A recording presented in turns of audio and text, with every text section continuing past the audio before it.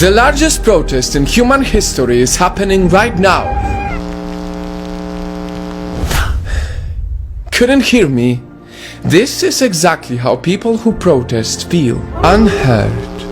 2020 has been the year of big protests from Europe and Africa to the US. But right now the world needs to know about the protest in India because it represents those around the world who never get heard. People who get ignored by those in power. Because of new farming laws, poor farmers can be exploited by rich corporations. Without the minimum price previously agreed by the government, farmers have very little bargaining power and corporations can force them into selling their crops at ridiculously low prices to keep up with the market. In other words, many farmers will lose money because farms cost more than the sale of their products.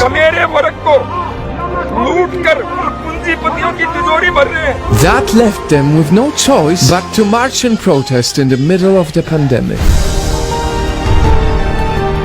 Night fun. In the world, there are many professions that make our lives much better. Farmers, builders, cleaners, supermarket workers. All of them matter so much in the society, but never get their voices heard. Never get to earn a good living. Quite the opposite. Year by year, their lives get harder. Truth is, we live in times when many governments and people don't appreciate the work of low and middle class workers. That is why farmer suicide rate remain extremely high as a result of a big debt. And that is exactly why this protest needs to be heard all around the world. Because this is not just about India. This is about millions of people who work hard for long hours to feed our stomachs, clean our streets or build our homes. What they do is important for our survival, yet what they need for their survival isn't seen as priority by governments. How much longer can they accept their voices being unheard? This is no way of handling such an agitation. ये इनकलाब है sir, ये revolution है. All of this is not very easy to watch and hear. But still, it is very inspiring. It is inspiring how powerful common people can be in big numbers. To come together in the largest protest in history, to stand united against discrimination, this has to make a difference.